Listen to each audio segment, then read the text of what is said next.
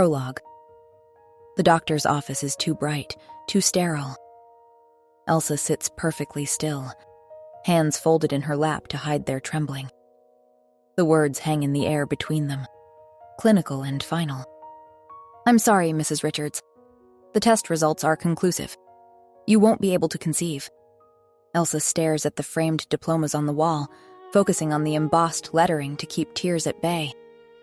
"Are you certain? There's nothing that can be done? With your condition..." The doctor hesitates, choosing her words carefully. "I'm afraid the chances are virtually non-existent." Elsa thinks of the nursery at home, painted sunshine yellow, the crib Hector assembled with reluctant hands. No child will ever call her mother. No small hand will reach for hers.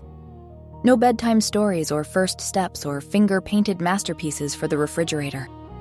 All hope seems lost as Elsa navigates the rain-slicked streets toward a home that feels increasingly empty. But little does she know that sometimes it's precisely when all hope seems lost that family finds you. Chapter 1. Elsa trails her fingers along the edge of the empty crib. Pale sunlight filters through the curtains, softening the yellow walls. The nursery smells faintly of lavender and dust. Stuffed animals line the shelf. A bear, a wolf, a giraffe, waiting for a child who would never come. The room had been Hector's surprise when they first started trying. "It'll happen for us," he'd said, pressing a kiss to her forehead. "You'll see." He hasn't stepped into the nursery in over a year. They'd tried everything, even human fertility clinics for a few months. But the verdict was always the same. Elsa would never be a mother. She picks up the plush wolf and squeezes it, jaw tight. "Another thing my body can't do right," she whispers. Being wolfless was already a mark of shame. Most shifters felt their wolves by puberty, that ancient presence, powerful and wild. But Elsa's never came. No shifting. No heightened senses. Just silence. Now, not just wolfless, childless too. The final humiliation. Just yesterday, she watched Rosa's daughter shift her fingers into tiny paws for the first time. The pack had cheered, Rosa had cried, and Elsa had stood at the edge, avoiding Hector's gaze. Female shifters didn't usually struggle to conceive. Their bodies were strong, made to carry the next generation. Hector had said all the right things. "We'll be okay. It's not the end of the world." But his eyes were cold, shuttered. They talked about adoption once, briefly. "You want to raise some stranger's kid?" he'd scoffed. She never brought it up again. The phone rings, slicing through the quiet. She blinks, then moved to answer it. "Elsa Richards?" The voice on the line was strained, urgent. "Speaking," she said. "Lola Caldwell is asking for you. She's in critical condition." The voice cracks. "Rogue wolves attacked her patrol at the territory border. She's asking for you. Only you." Elsa's hand tightens around the phone. Lola? Her childhood friend? But they haven't spoken in nearly a decade. Not since the golden girl of their pack, beautiful, fierce, had left to be with the alpha of the Ironwood pack. "Is she..." "The pack healer has done their best, but..." The caller marks a pause. "You need to hurry. The Ironwood estate. She needs family with her." Lola's address leads to a massive stone and timber mansion. 2 guards flank the entrance, their eyes glowing amber in the fading light. They catch her scent as she approaches. "State your business, outsider." "Elsa Richard. Your Luna is asking for me." Inside, the house is eerily quiet. Pack members line the corridors, heads bowed. The guard leads her up a sweeping staircase and down a long hallway to a set of double doors. The master bedroom is dim, heavy with the scent of herbs and the sharp tang of blood. Lola lies pale and bandaged in a vast 4-poster bed, her golden skin turned ashen. But it's the cradle beside the bed that catches Elsa's attention. She had no idea Lola had a baby. "Elsa!" Lola's voice is barely audible as she turns her head. You came. Of course I came. Elsa moves to her bedside, taking her hand. What happened? Rogues. Testing our borders for weeks. Each word seems to cost Lola tremendous effort. Led the patrol myself. Should have waited for backup. From the cradle comes a small whimper, then a full-throated cry. Elsa glances over, seeing a tiny bundle wrapped in a pink blanket. That's Paige, Lola whispers. My daughter. The baby can't be more than 4 months old.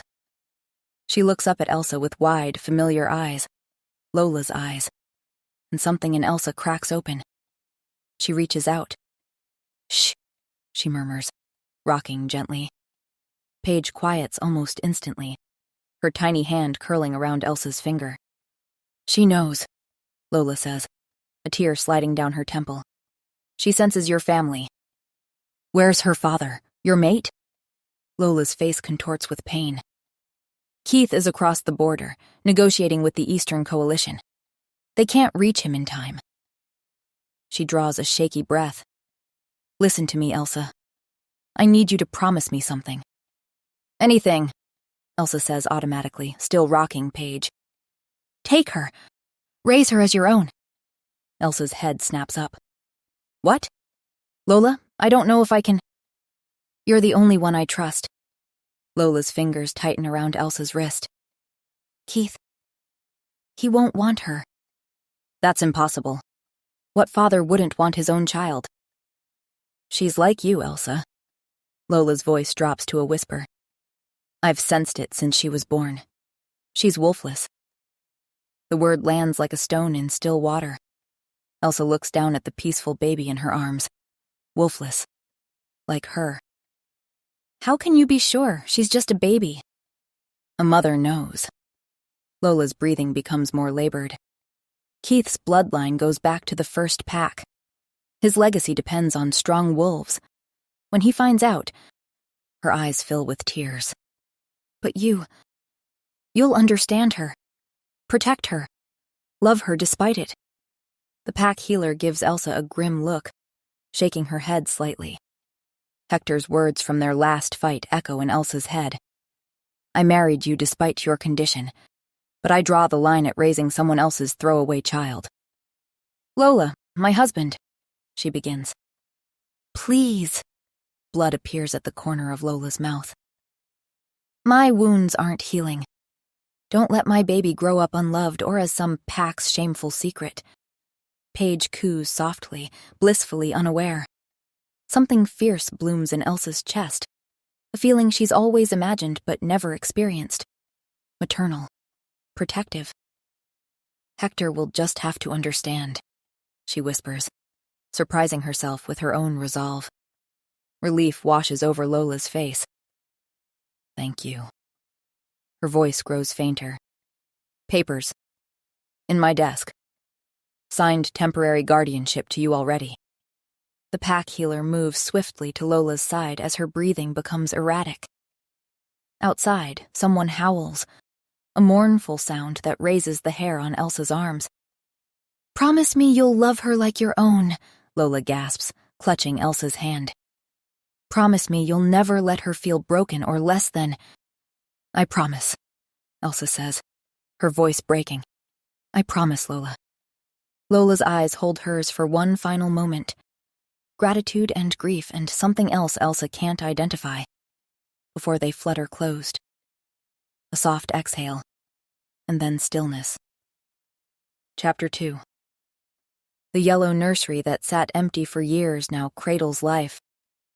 Elsa rocks gently, Paige tucked against her chest, suckling from a bottle. Evening shadows stretch across the rug as the sun sets. That's it, sweet girl, Elsa whispers, brushing Paige's cheek. You're doing so well. Only hours have passed since she left the Ironwood estate with Paige in her arms. Hours of learning her rhythms. How she sleeps best against Elsa's heartbeat. The tiny sighs she makes when she's content. Grief and joy knot together in Elsa's chest, impossible to separate. Paige's eyes, Lola's eyes gaze up at her with unfocused trust. No sign of a wolf spirit yet, but Elsa doesn't care. This bond between them already feels more real than her marriage ever did. Hector had always delayed the mating ritual. Now she understood why. "It doesn't matter what you are," Elsa murmurs. "You're perfect." Tires crunch on gravel. A car door slams. Footsteps on the porch. Hector is home, right on schedule, unaware that everything has changed. Elsa places Paige gently in the crib and moves to the hallway. "Elsa?" he calls. "What's that scent?" "Up here," she answers, her voice steadier than she feels. He climbs the stairs 2 at a time. There's a car seat downstairs. And baby things. He stops as a soft cry sounds from the nursery. Confusion darkens his face. "Hector, I can explain," Elsa attempts. He brushes past her. In the nursery, he stares at Paige, blinking up at him, fists waving. "What is this?" he whispers. Elsa folds her hands in her lap, nervously. She knew Hector would be shocked, but she'd hoped, she realizes, for a better reaction. A happy one. "Her name is Paige. She's 4 months old." Elsa steps between him and the crib. "She's my friend Lola's baby. She was attacked this morning." "I don't understand," Hector interrupts. "What does that have to do with all this?" He waves at the crib. "Lola." Elsa hesitates, measuring her words. "Lola gave her to me, Hector. To us," she adds hurriedly. He pauses, looks at the baby, looks at Elsa. "What?" he asks. "Paige doesn't have a wolf," Elsa hurriedly explains. Hector's face darkens. So not only someone else's baby, but wolfless? His contempt stings, but Elsa doesn't let it deter her. He married her, didn't he? He loves her, despite her lack of wolf. He could also love Paige. In time, she's sure of it. Lola was worried. She believes her father will not want her. She doesn't want Paige to grow up unloved. She wanted... "You can't be serious, Elsa," Hector interrupts. "Tell me you didn't just bring home a baby without even calling me?" "There was no time," Elsa pleads. "Lola was dying, Hector. Me taking Paige was her dying wish. She made me promise." "So you made a decision for both of us?" Hector's voice rises, making Paige stir. "This isn't a stray cat, Elsa. It's a child." He snaps. "I know exactly what it is," Elsa replies, calmly. Paige fusses again. Elsa lifts her, heart racing. "She needs someone to love her," she murmurs. "And you think that someone is us?" Hector snaps. "After I told you I never wanted to raise another man's child?" He paces. "This is about your diagnosis, isn't it? You're so desperate, you'll take anyone's cast off. Don't you dare call her that." Elsa's voice is sharp, fierce. "She's a gift." "She's defective, Elsa. Do you know what this does to my standing in the pack? They already whisper about my wolfless wife." "I see," Elsa snaps. "So that's what this comes down to. Your reputation. Your standing in the pack." "Our standing, Elsa. Our life together." Hector's tone softens, becomes cajoling. "Be reasonable. We can find another home for her. A human family, perhaps. Somewhere she'll fit in." "Is that what you wish had happened to me?" Elsa asks. "That I'd been given away to humans?" Hector has the grace to look uncomfortable. "That's not what I meant." "It's exactly what you meant." Clarity washes over her, cold and bracing. "You've never seen me as your equal, have you? You married me, but you never claimed me as your mate. We agreed to wait until..." "We didn't agree to anything. You decided, and I accepted it, like I've accepted everything else."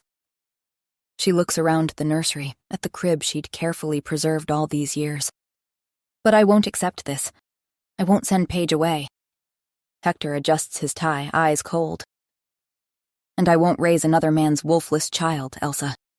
Not even for you." Elsa exhales, a strange calm settling over her.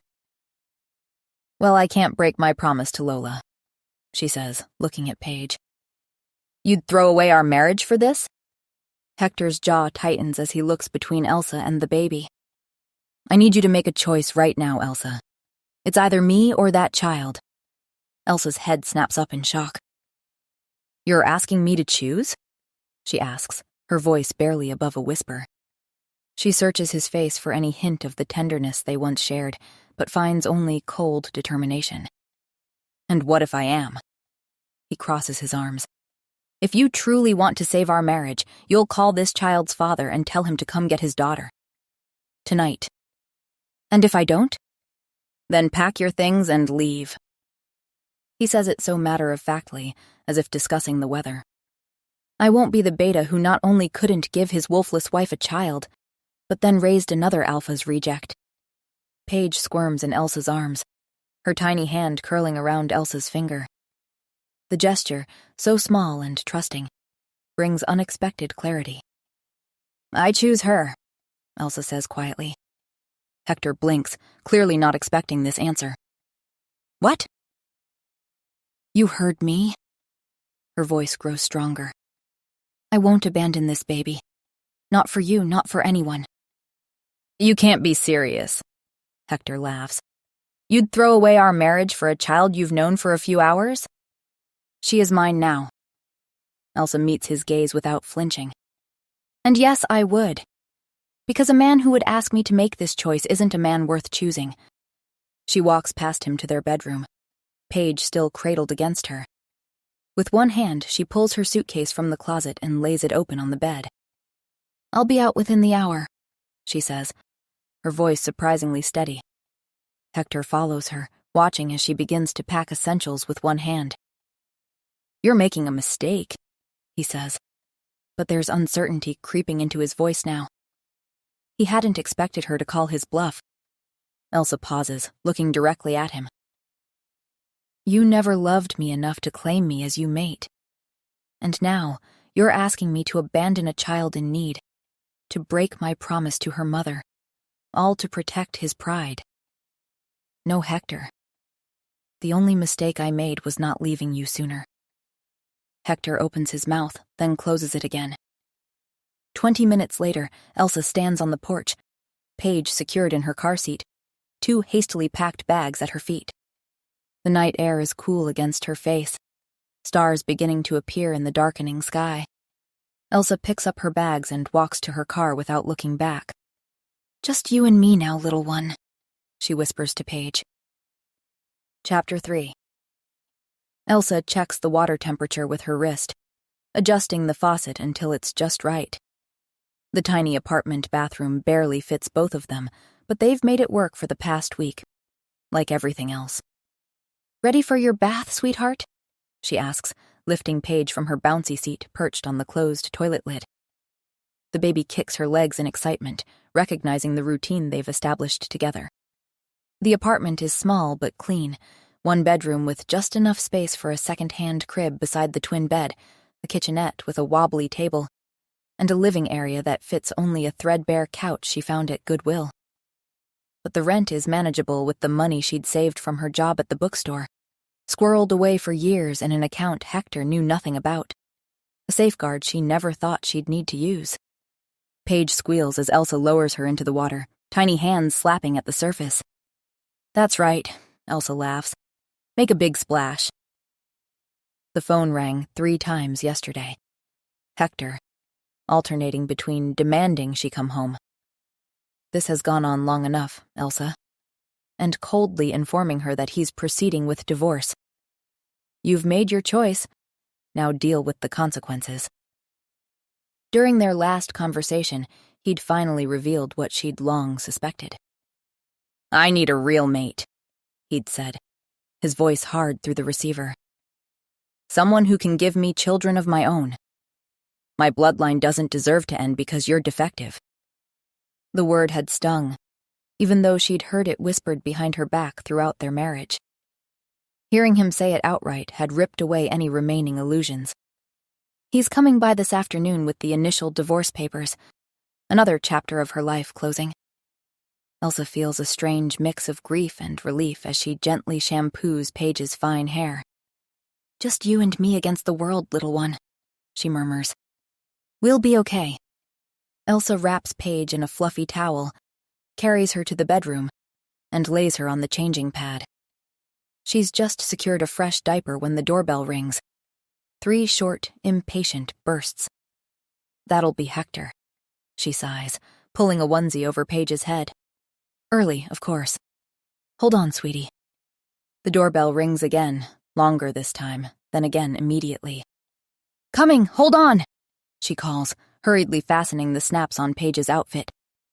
The insistent ringing continues, aggressive now.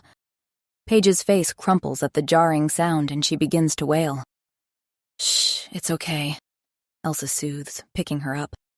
She sets Paige down in her crib, tucking a plush rabbit beside her. "I'll make it stop." The doorbell rings again, held down this time, the sound drilling through the apartment. Irritation flares in Elsa's chest as she hurries to the door. "Coming, Hector, calm down." She pulls the door open and freezes. The man standing in her doorway isn't Hector. He towers over her, at least 6'4", with broad shoulders stretching the fabric of his expensive dress shirt. Dark hair, cut short and precise. Strong jaw, currently clenched tight and eyes narrowed with barely contained fury. His scent floods her senses. Even with her dulled, wolfless abilities, she can detect the powerful alpha pheromones rolling off him in waves. "Where is she?" he demands, looking past Elsa into the apartment. "Where's my daughter?" Elsa's heart stutters. His daughter. The scent. Now she recognizes it. The undertone that's present in Paige's softer baby smell. This is Keith, Lola's mate. "In her crib," she responds automatically, stepping between him and the doorway. "Upset by your incessant ringing." His eyes snap to hers, surprise flickering across his features at her boldness. Something strange passes between them. A pulling sensation in Elsa's chest, like a hook behind her ribs. She attributes it to the intimidating presence of an alpha in her territory. "Bold of you to lecture after kidnapping my child," Keith says, voice lowered but no less intense. "I didn't kidnap her," Elsa responds defensively. "Her mother." "Her mother is dead." He cuts her off, pain flashing across his face so quickly she almost misses it. "I'm not." Before she can react, he moves her aside with a firm but careful pressure on her shoulder. "I'm taking my daughter home." Elsa follows him as he strides into the apartment, nostrils flaring as he tracks Paige's scent to the bedroom. Confusion swirls in her mind. This isn't how Lola described him. He doesn't seem like a man who would reject his child for being wolfless. He seems desperate to find her. "Wait," she says, hurrying after him. "You don't understand. Lola wanted me to take care of Paige because..." "Because what?" Keith turns sharply in the bedroom doorway, his large frame blocking her view of the crib.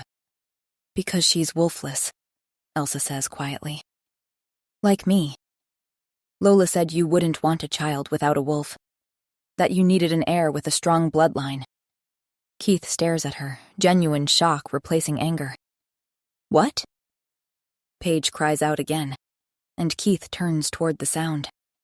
Elsa watches as he approaches the crib, his movements suddenly uncertain. He looks down at his daughter, and something in his expression breaks open. Grief, love, longing all mingled together. He reaches down as if to pick her up, then hesitates, hands hovering awkwardly. "Let me," Elsa says gently, placing a hand on his arm. She feels him tense at the contact, muscles rigid beneath her fingers, but he steps back, allowing her to lift Paige. "Hey there, little one," she murmurs, settling the baby against her shoulder in the way she's learned Paige prefers. The cries soften to hiccuping whimpers, then quiet. Keith watches them, his expression unreadable, before turning away as if the sight is painful. "Lola wanted me to have Paige for a reason," Elsa says carefully. "She made me promise to care for her." Keith's shoulders stiffen, his scent sharpening with something bitter. Guilt? Anger? She can't quite tell. She had no right to make that decision without me, he says, voice strained. No right to give my daughter away. I'm taking Paige back. Elsa strokes Paige's back, considering her next words carefully. Actually, according to pack law, she had every right. You were outside your territory, which makes the Luna the active authority in your absence. Her word becomes law. So if she decided and signed papers for Paige to go to me, I have every legal right to keep her. Keith turns slowly, surprise and something like reluctant admiration crossing his face. I may not have a wolf, but I was raised in a pack, Elsa shrugs. The alpha crosses his arms, studying her. Pack law might give you standing, but human law would consider this kidnapping. You really want to risk that? Elsa tightens her hold on Paige. You're an alpha, and yet you'd call humans on me? Do you really doubt I would? His eyes lock with hers, intensity radiating from him. This is my child. The simple declaration hits Elsa with unexpected force. Paige is his child, and despite what Lola said, he clearly wants her. She looks down at the baby, now contentedly playing with a strand of her hair, and doubt creeps in. Lola must have been wrong about him. But why would she lie? Why give her child away if not for a compelling reason? I promised Lola I would look after Paige, she says softly, uncertainty in her voice. Keith watches them together, his expression softening almost imperceptibly as he observes how comfortable Paige is in Elsa's arms. He exhales heavily, seeming to come to some internal decision. Then do, he says, his tone resolute. Elsa blinks. What? Come home with us, he says, the words clearly difficult for him. Work for me as Paige's nanny until we can come to a more permanent arrangement. That way, you keep your promise to Lola, and I get my daughter back. Elsa considers the offer, turning it over in her mind. This would give her time to observe Keith with Paige, to see if he truly accepts her regardless of her wolfless status. To understand why Lola made such a drastic choice. All right, she agrees cautiously. For Paige's sake. She shifts the baby to one arm and extends her hand. I'm Elsa, by the way. Elsa Richards, she says, meeting his eyes, and confused by the emotion she sees in them. I know. He hesitates. Keith Caldwell. I know, Elsa repeats as he takes her hand briefly. The moment their skin touches, an electric current seems to spark between them. A jolt that races up Elsa's arm and spreads through her chest. Keith drops her hand as if burned, stepping back abruptly. We leave now, he says curtly, turning away. Pack what you need for yourself and the baby. As he strides from the room, Elsa remains frozen, staring at her hand where warmth still lingers from his touch. Chapter 4. Elsa gazes out the car window as it winds up the long driveway, pine trees standing on either side. Paige sleeps in her car seat, oblivious to the tensions surrounding her. The nanny quarters are in the east wing, Keith says, breaking the hour-long silence between them. Close to the nursery. Elsa nods, anxiety fluttering in her stomach.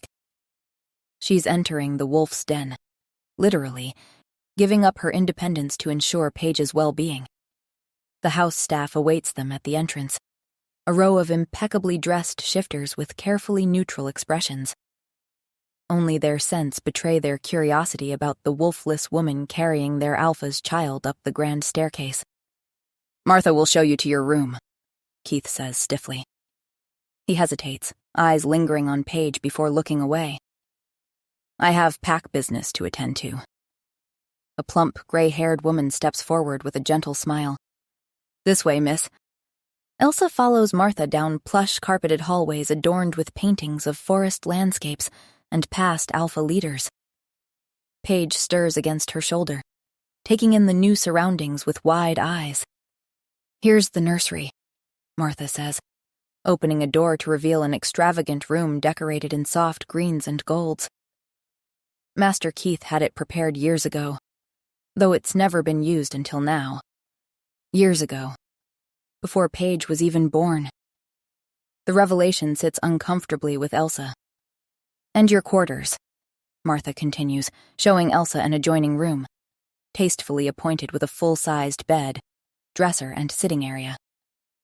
"You'll have privacy, but be close enough to hear the little one." Elsa sets Paige down on the bed, surrounding her with pillows. "Martha, would it be possible? I'd like to see Lola's room." Martha's eyebrows rise slightly, but she nods.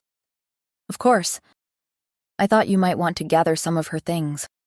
Items with her scent for the baby."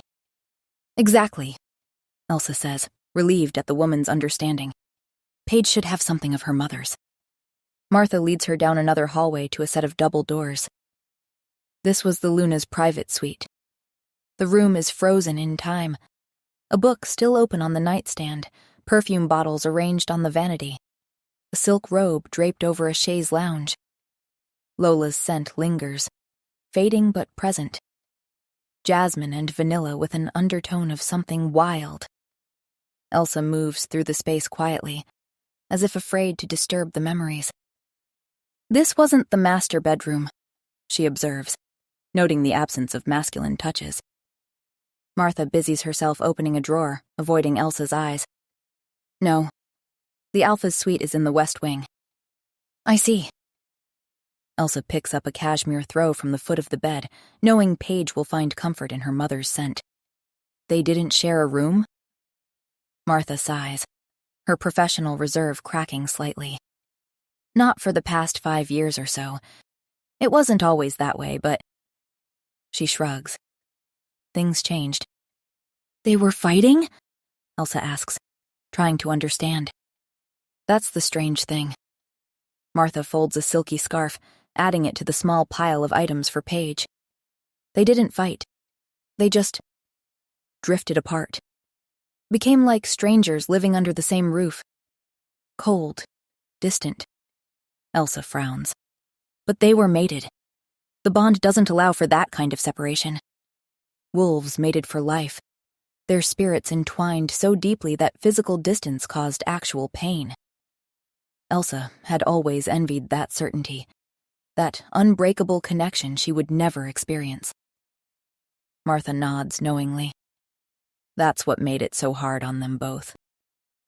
Neither doing well with it, especially the Luna. Looking like she was wasting away from inside. She lowers her voice. Master Keith started taking more trips, staying away for weeks sometimes. And the Luna? Yes? She became reckless, taking risks. When those rogues were spotted on our borders, the security team advised waiting for reinforcements. But she insisted on leading the patrol herself. Martha shakes her head sadly. It wasn't like her, not until these last few years.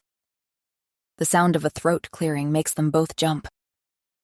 Keith stands in the doorway, his expression unreadable but his scent sharp with displeasure.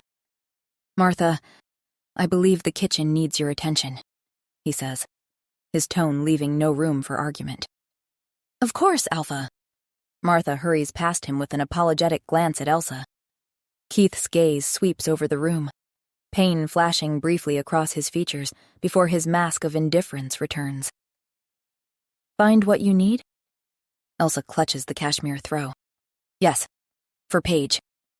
He nods once, then turns to leave. Dinner is at 7. Alone in Lola's room, Elsa runs her fingers over the spines of books on the bedside table. Self-help titles about healing broken bonds, living with spiritual wounds. A journal peeks out from beneath the pillow, but Elsa resists the urge to look. Some privacies should be respected, even in death. She gathers the items for Paige and walks to the window, gazing out at the forest beyond. Something isn't adding up. A mated pair growing cold and distant. Lola's recklessness, her desperate final wish to keep Paige away from Keith. "What were you hiding, Lola?"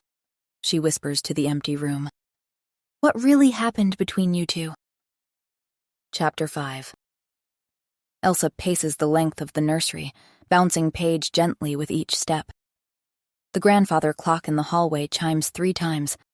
3 in the morning, and the baby has been fussing since midnight. New place, new sounds, new smells. It's no wonder she's unsettled. Shh, sweetheart, Elsa whispers, her voice raspy from hours of soft singing and soothing words. Everything's okay. I'm right here. Paige whimpers, her little face scrunched in discontent. Nothing seems to work. Not the rocking chair, not the soft lullabies, not the gentle back pats that usually soothe her to sleep. The move has disrupted everything familiar, and Elsa feels a stab of guilt. Was bringing her to this enormous, strange house the right choice?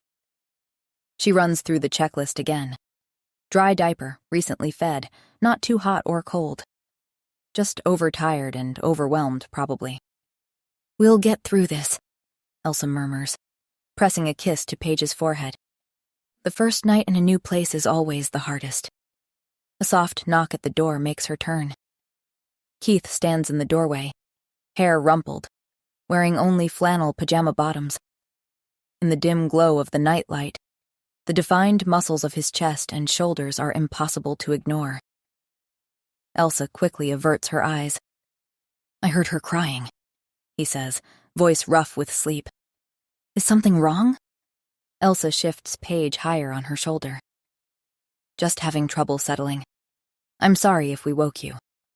Keith steps into the room, concern evident on his usually stoic face. You didn't. I was listening. Has she been like this all night? About 3 hours now, Elsa admits. I think it's the new environment. Too many unfamiliar scents.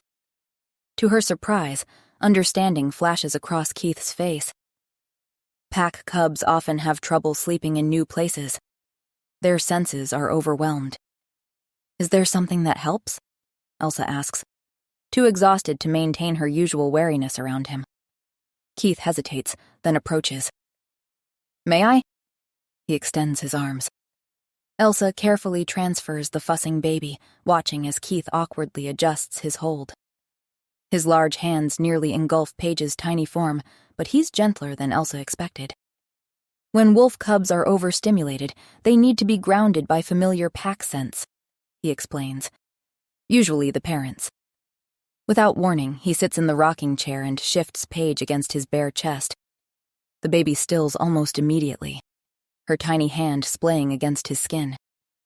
Skin contact, Keith explains, noticing Elsa's surprise. It helps them sense parental pheromones more directly. Elsa sinks onto the ottoman, relief and curiosity mingling as she watches Paige's eyes grow heavy against her father's chest. I didn't know that. They sit in silence for several minutes, the only sound Paige's gradually slowing breaths. Keith rocks gently, his expression softening as he watches his daughter drift toward sleep. I expected you to be angrier, Elsa finally says, her voice barely above a whisper. About Lola giving her to me.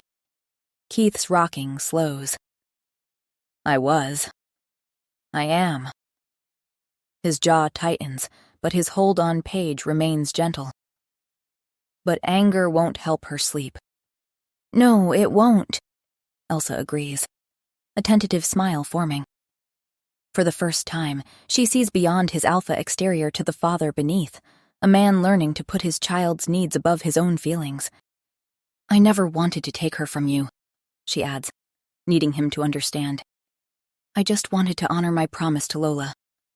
Keith meets her eyes, his gaze lingering longer than necessary. In the dim light, his bare chest rises and falls with each breath, the defined muscles casting subtle shadows. Elsa finds herself suddenly aware of their solitude, the intimate quiet of the night-darkened nursery. I don't know why Lola did what she did, he says, voice dropping to a lower register that sends an unexpected shiver down Elsa's spine. But I'm grateful she chose you. Something in the way he says it, the weight behind his words. the intensity in his eyes. The unexpected intimacy of the moment brings heat rushing to Elsa's cheeks, and with it, immediate embarrassment. Her divorce is not even finalized, and this man, Lola's widower, is just being polite. "Thank you for letting me stay," she manages to say, clearing her throat. Keith's eyes drop briefly to her parted lips before returning to meet her gaze. We both want what's best for her. That's enough common ground for now. A truce, Elsa realizes. Not friendship, certainly not forgiveness for what happened with Lola, but a starting point built on their shared concern for Paige. As if sensing her thoughts, Keith adds quietly, "She needs both of us." Something warm and unfamiliar unfurls in Elsa's chest at those words, an echo of the strange pull she felt when they first touched. She watches as Keith rises carefully, Paige secure against him, and gently places her in the crib. She and Keith stand side by side, watching the baby sleep peacefully at last. The subtle pine and earth scent of him fills her senses. The heat radiating from his skin seems to call to her, drawing her closer without her conscious permission. When their arms accidentally brush, a jolt of electricity races through her, so powerful she gasps softly. "What was that?" she whispers, unable to stop herself. Keith inhales sharply at the same moment, his pupils dilating slightly as his gaze snaps to hers. He takes a deliberate step back, creating distance between them. "It's late," he says, voice rough. "The move has been stressful for everyone." For one breathless moment, he doesn't move away. His eyes lock with hers, something raw and conflicted in their depths. His free hand rises as if to touch her face, hovers in the space between them. "I can't," he whispers, so quietly she almost doesn't hear it. Before Elsa can ask what he means, he pulls away, the sudden absence of contact leaving her strangely bereft. He crosses to the door in 3 long strides. "Keith, wait!" He pauses at the threshold, his back to her, shoulders rigid with tension. "This, whatever you're feeling, it's not what you think. It can't happen. But if she wakes again, come get me," he says, voice carefully controlled. "You don't have to handle this alone anymore." With that, he's gone, leaving Elsa staring at the empty doorway, her hand still tingling from where it touched his skin. Something significant just happened, something Keith clearly recognized and retreated from. Alone in the quiet nursery, Elsa wraps her arms around herself. The pull she feels toward Keith isn't like anything she's ever experienced. Not a simple attraction, but something almost primal. Something that calls to her on a level she doesn't understand. But for tonight, at least, Paige sleeps peacefully. And for now, that has to be enough. Chapter 6. 1 month later. Elsa winces at the sound of Paige's teething ring hitting the marble floor for the 5th time. The baby giggles, delighted with her new game of drop and watch Elsa pick it up. "You're developing quite the sense of humor," Elsa says, retrieving the toy and wiping it clean before returning it to Paige's outstretched hands. From his position at the breakfast table, Keith glances up from his newspaper, his eyes following Paige's movements with quiet intensity. When their eyes meet across the room, that now familiar warmth spreads through Elsa's chest, a sensation that hasn't diminished with time but grown stronger. She looks away first, focusing intently on wiping Paige's chin, aware of the slight quickening of her pulse. The house phone rings, and Martha answers in the kitchen before appearing in the doorway. "It's for you, Miss Richards. Your husband." "Ex-husband," Elsa corrects gently, settling Paige into her high chair. "I'll take it in the study." Keith's jaw tightens, his scent shifting subtly with an emotion Elsa can't quite identify. Possessiveness? Irritation? Whatever it is, the intensity of it makes her skin prickle as she passes his chair. In the privacy of the oak-paneled study, Elsa steels herself. "Hector, what is it this time?" You moved in with them? His voice crackles with disbelief. You're working as a nanny for some alpha who actually wants his defective child? Do you realize how this makes me look? Elsa sighs, too tired for his theatrics. The divorce papers have been filed. My choices are no longer your concern. They are when you're still technically my wife. Hector's voice rises. The pack is talking, Elsa. They're saying I wasn't man enough to keep you, that you ran straight to a stronger wolf. His words bring unbidden images to her mind. Keith's strong hands cradling Paige, the play of muscles across his shoulders when he reaches for something on a high shelf, the way his presence fills a room. She pushes the thoughts away, disturbed by their persistence. Do you know how humiliating this is? Hector insists. After I took you in despite your condition? The familiar barb stings less than it used to. We'll be divorced soon enough, Hector. Then you can tell whatever story makes you feel better. She hangs up, catching her reflection in the window glass. Something's changed in her face.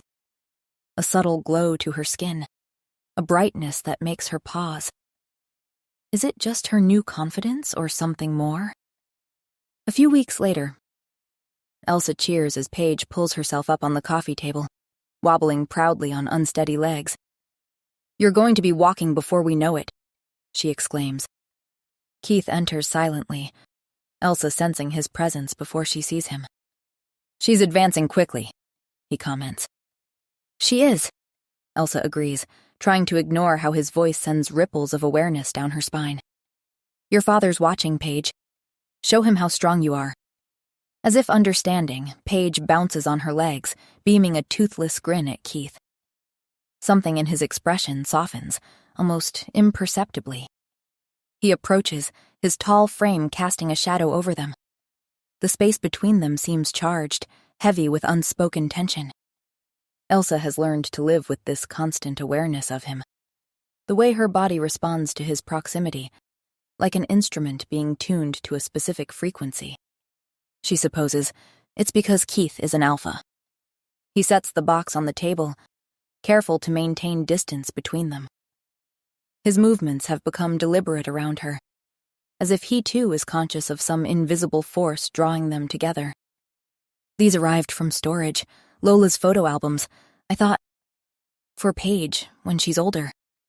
Elsa's surprise must show on her face because Keith adds, somewhat defensively, she should know her mother.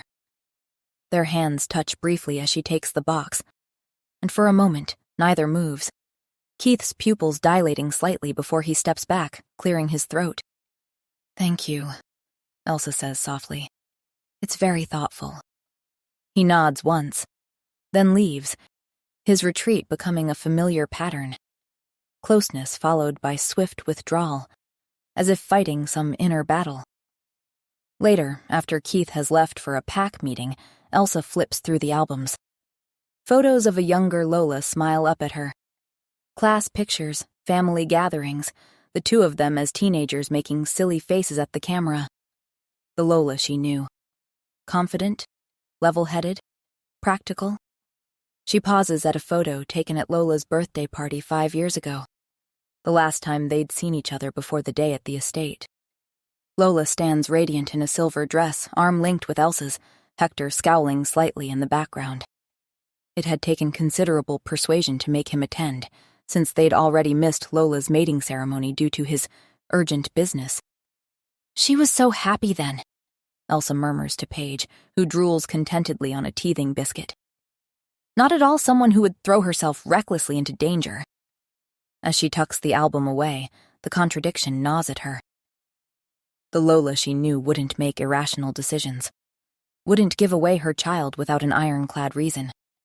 But that reason couldn't be what Lola claimed, Keith's rejection of a wolfless child. Every day proves that theory more wrong. He may be awkward with Paige, unsure how to handle her delicate baby needs, but his devotion is obvious in 100 small ways. And as for his attitude toward wolfless shifters, when the pack's third had made a dismissive comment about Elsa's unfortunate condition last week, Keith's response had been immediate and cutting. Ms. Richards has shown more loyalty and commitment to this pack's future than you have, Collins, he'd said coldly. I suggest you remember that before opening your mouth again. The memory of his defense warms her still. No one has ever stood up for her like that. Not her parents, not Hector. No one. That night, she'd dreamed of Keith, waking tangled in her sheets, her skin flushed and heart racing. The dreams have become more frequent lately, leaving her restless and confused by their intensity. Chapter 7, 3 months later. "Ma!" Paige babbles, reaching for Elsa as she stirs oatmeal at the kitchen counter. The spoon clatters against the bowl. Elsa freezes, glancing toward Keith, who sits at the table reviewing territory reports. The air between them thickens with unspoken tension. "That's just babbling," Elsa says quickly. "All babies make those sounds." Keith sets his pen down carefully. "But she's reaching for you." "I'm the one who feeds her most often," Elsa explains, heart racing. "It's natural she associates me with being her mother." Keith's voice is quiet but not angry, as she'd expected. Instead, there's a strange resignation in his tone. Elsa abandons the oatmeal to kneel before Paige's high chair. "Your mama was beautiful and brave," she tells the baby. "Her name was Lola, and she loved you very much." When she rises, Keith is watching her with an intensity that steals her breath. His focus has shifted from Paige to her, his gaze lingering on her face with unmistakable hunger. For one suspended moment, the kitchen seems to shrink around them, the distance between their bodies charged with electricity. Then Paige squeals, breaking the spell. Keith stands abruptly, his chair scraping against the floor. "I'll be in my study," he mutters, leaving the room with hurried steps. Later, after Paige has been put down for her nap, Elsa finds herself drawn to Keith's study as if pulled by an invisible thread. She hovers in the doorway, watching him stare out the window at the forest beyond. "I'm sorry about this morning," she says. "I don't want to confuse her about who her mother is." Keith turns, his expression carefully controlled, though his scent betrays a complex mix of emotions. He's close enough that she can see the different shades of gray in his eyes, the slight stubble on his jaw. "Do you have any idea?" Elsa hesitates, measuring her words as walks up to him. "Keith, why do you think she might have wanted to keep Paige from you?" The direct question catches Keith off guard. "No," he says, looking away, but the tension in his shoulders tells Elsa he's not being completely honest. "Keith, it doesn't make sense. Lola wasn't irrational. She wouldn't have given Paige to me without a compelling reason. But everything she told me about you wanting a child with a wolf spirit, it clearly isn't true." Keith's face hardens, closing off. "No, it isn't." "Then why—" "I don't know," he cuts her off, turning back to the window. But when Elsa moves to leave, his hand catches her wrist, the touch sending shockwaves up her arm. Our bond was complicated. Toward the end. They stand frozen, connected by his grip on her wrist, his thumb unconsciously stroking the pulse point there. Elsa can hear his breathing, slightly faster than normal, matching her own quickened pace. Finally, Keith releases her, stepping back as if burned. "I will not speak of this again." The dismissal is clear, but his eyes tell a different story, one of conflict and restraint. The heavy silence that follows makes it clear the conversation is over, but Elsa can't shake the feeling that Keith is withholding something crucial, something that might explain Lola's desperate final choice. That night, as she rocks Paige to sleep, questions tumble through Elsa's mind. What could drive mated wolves apart against the powerful bond that should keep them connected? And most troublingly, if Lola lied about Keith's rejection of a wolfless child, what was the real reason she wanted to keep Paige away from her father? More personally, what is this inexplicable pull she feels toward Keith? This connection that seems to strengthen rather than fade with time? She's never experienced anything like it. This awareness of another person that borders on physical need. This sense that they're somehow aligned in ways she can't explain. Paige sighs in her sleep, tiny fingers curled around Elsa's thumb. Whatever the truth, one thing is certain. Lola's final wish has bound them all together in ways none of them could have predicted. Chapter 8. The full moon casts long shadows across Elsa's bedroom floor. Sleep evades her, as it has most nights since she moved into Keith's home. Even with rooms between them, his presence lingers, heavy and inescapable. But tonight feels different, urgent. She slips from bed, wrapping a robe around her shoulders. The house is quiet, save for the creak of settling timber.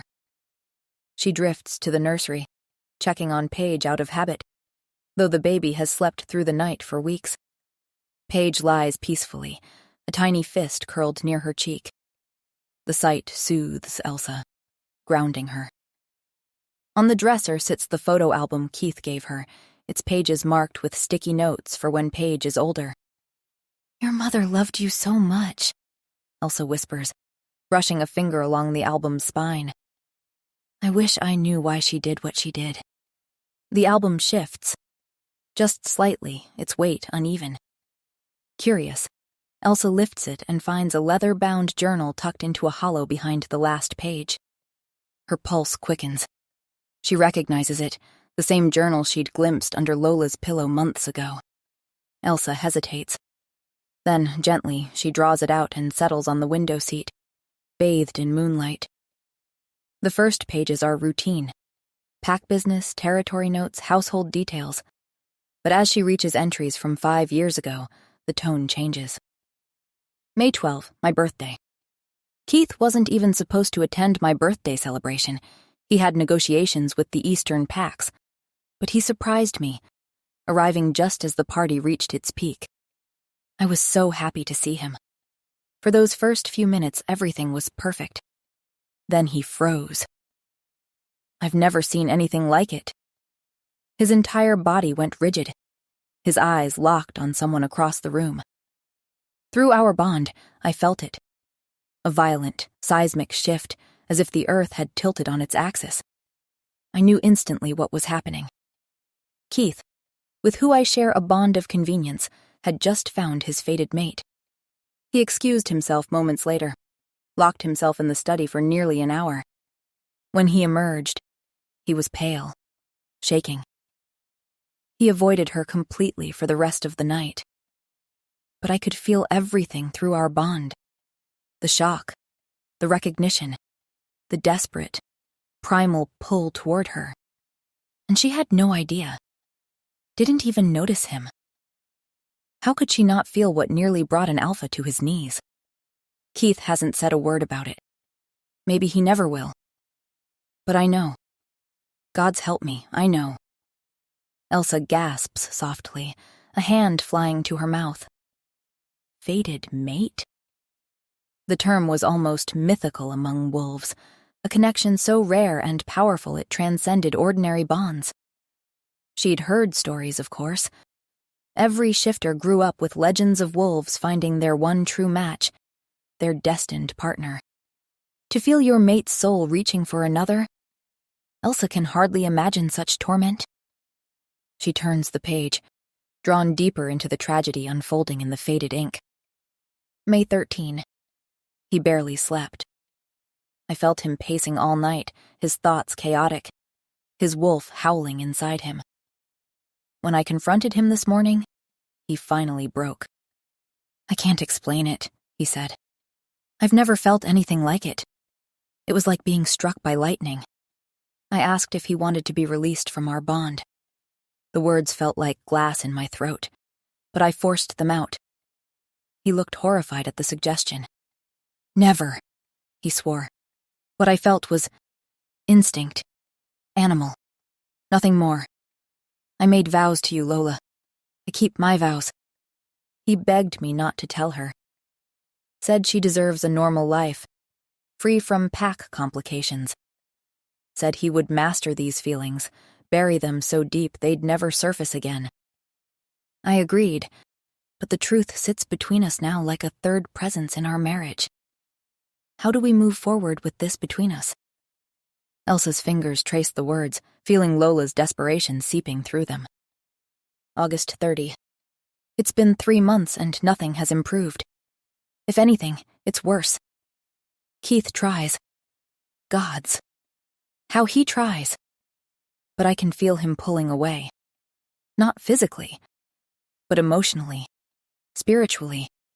He's becoming a stranger. The worst moments are when her name comes up in conversation. Every muscle in his body tenses. He asks questions that seem casual, but I feel his desperation through our bond, wondering if she's safe, if she's happy. He's never met her properly, never even spoken to her. Yet she occupies his thoughts more than the mate who shares his bed. How do you compete with a bond written in the stars? A strange tightness forms in Elsa's chest. The thought of Keith belonging to someone else, even by fate's design, brings an unexpected pang of... what? Not jealousy, surely. She has no claim on him. Yet the feeling persists, sharp and insistent. December 18th. We're sleeping in separate rooms now. It's better this way. I can't bear to feel him dreaming of her, even unconsciously. He doesn't complain. Maybe he's relieved. I suggested ending our bond again today. Told him I would rather set him free than continue this half-life together. He refused more vehemently than before. Said severing a bond could kill me. Said he would never risk my life, never abandon his responsibilities. Said he loved me still. Maybe he does. But his love is changed, weathered into something that resembles duty more than passion. She haunts us both now, the woman who holds my mate's soul in her unwitting grasp. Elsa sighs. What kind of woman could hold such power over an alpha? And where is she now? The thought of Keith eventually finding her, claiming her, brings that strange ache back to Elsa's chest. The entries continue, charting Lola's spiral through grief, anger, and finally, desperate hope. February 2nd. I'm pregnant. The healer confirmed it today. Keith's face when I told him. I've never seen such raw hope. Perhaps this is our salvation. A child to bind us, to remind us of what matters beyond primal pulls and mystical bonds. But the hope was short-lived, as entries after Paige's birth revealed. August 30. Paige is 3 months old today. Perfect in every way except the one that matters to our kind. I've known since she was born, though I've hidden it from Keith. She has no wolf spirit. I watch Keith with her, so gentle, so careful. Sometimes at night, I hear him in the nursery, whispering to her that she's perfect, that he doesn't care. And I believe he means it. But the pack will care. They'll whisper, as they've done about others without wolves. Last night, I dreamed they were together, Keith, Paige, and her. A family. In my dream, they were happy. Paige was laughing, reaching for them both. And the strangest thing happened. I felt peace. Real peace for the first time in years. Is this what I'm meant to do? Step aside so they can find that happiness? The final entries grow increasingly erratic, desperate. Elsa's breath catches. She turns to the final entry, dated just 2 days before Lola's death. March 4th. I dreamed of them again last night. The 3 of them together. A true family, bonded by love and fate. In my dream, Paige called her Mama, and it felt right. As if this was always how things were supposed to be. It's decided then. I've updated my will. If anything happens to me, Elsa gets temporary guardianship of Paige. I know Keith will fight it. His pride, his duty to his bloodline. But Elsa is stronger than anyone knows. She'll stand her ground. When Keith comes for Paige, he'll have to face Elsa. And maybe then, finally, she'll feel the bond too. Her wolfless nature may have dulled her senses at my birthday, but with time, with proximity, I believe she'll feel it. The connection that has haunted my marriage for 5 years. And if I'm right, if they find each other, if they claim what fate intended all along, then Paige will have both her father and a mother who understands her perfectly. Keith will have his fated mate, the one his soul has been crying out for. And Elsa, dear, sweet Elsa, who settled for that pompous beta who treats her like a consolation prize. She'll finally have the love and respect she deserves. It's almost beautiful in its tragedy. Elsa, if you're reading this, and somehow I know you will be, please forgive me. For everything. For the pain my choice will cause. For the burden I've placed on you. But most of all, for keeping this truth from you. You were always meant to be his. From the moment Keith saw you at my birthday, your paths were set. I was just a detour in a journey fate had already mapped out. Love my daughter. Love my mate. Find the happiness that was always meant for you. Lola. The journal slips from Elsa's numb fingers, landing with a soft thud on the window seat. Her mind reels, unable to process the revelation. She's Keith's fated mate? The woman whose very existence tore apart his marriage to Lola? The one whose unwitting presence caused such pain? Memories flood back. Lola's birthday 5 years ago. She remembers arriving late, flustered after arguing with Hector about attending at all. She recalls Lola embracing her, whispering, "I'm so glad you came." But she has no memory of Keith. But these past months in his home. The pull she's felt toward him from the moment they met. The electric current that passes between them with every accidental touch. The dreams that leave her breathless and aching. Is this what a fated bond feels like? This certainty, this inevitability, this constant awareness? No, she whispers, pressing her hands to her burning cheeks. It can't be.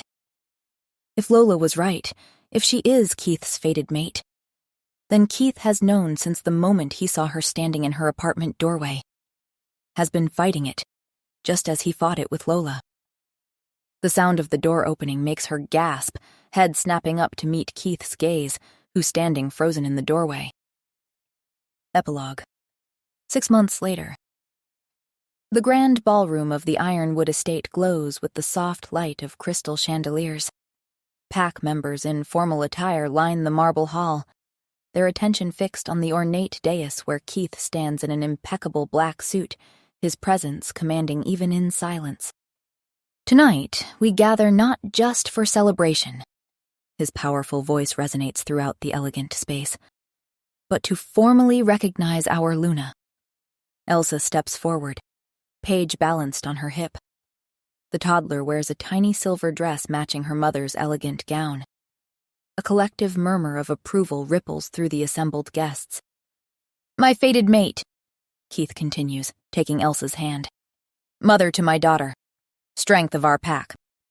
The traditional claiming ceremony passes in a blur of ancient words and modern promises. When Keith places the delicate silver circlet on her head, symbol of her status as Luna, Elsa feels a surge of emotion so powerful it steals her breath. From wolfless outcast to Luna of the most powerful pack in the region. From barren and worthless to mother and mate. The journey still feels dreamlike at times. Afterward, during the reception, Elsa notices a familiar figure at the edge of the gathering.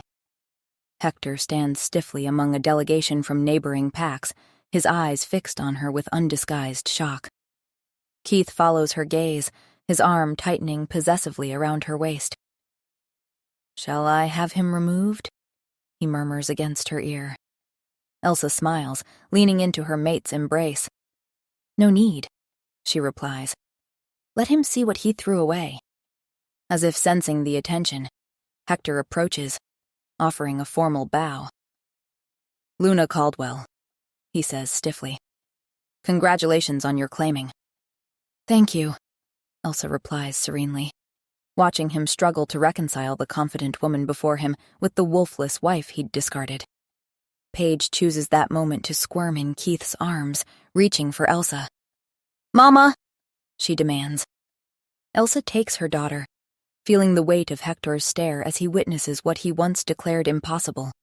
Elsa as mother, as Luna, as complete. Quite a turn of events, Hector manages. As he retreats, Elsa exchanges a look with Keith that speaks volumes. Of triumph, of belonging, of a future neither could have imagined before fate and courage brought them together. She may not have a wolf, but Elsa has something far more precious. A family built on choice as much as destiny. A place where she truly belongs. Luna Elsa Caldwell, claimed and whole at last. Thank you so much for listening. I hope you really enjoyed that one. Some of you may have noticed that I have already published this story before, but I wanted to share it with you again with a full visual production this time. There'll be a brand new one waiting for you next week. If you liked it and want more, do hit the like button. See you soon for another story, soon. Love, Lily.